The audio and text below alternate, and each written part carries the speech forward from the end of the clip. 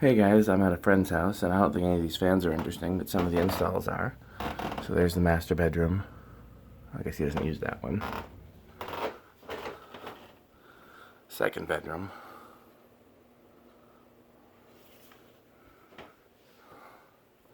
Kitchen. Kind of a large fan for a small space, which I like. I'll see if I can get back off so you can see that. And then living room, dining room here. It's kind of interesting placement. It's at the peak of the ceiling over the table.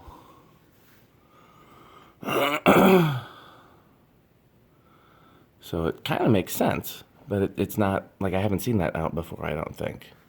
There's one right here, and right on the other side of the wall there's another one right here. It's a bigger living room, and the fan's just kind of over in the corner.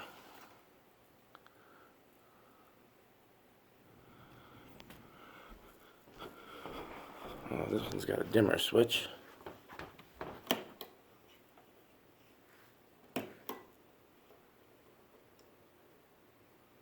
Okay, it doesn't look like he uses that one.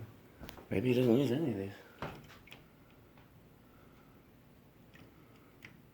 Oh. Okay. Well, just thought I'd show you that. Thanks for watching.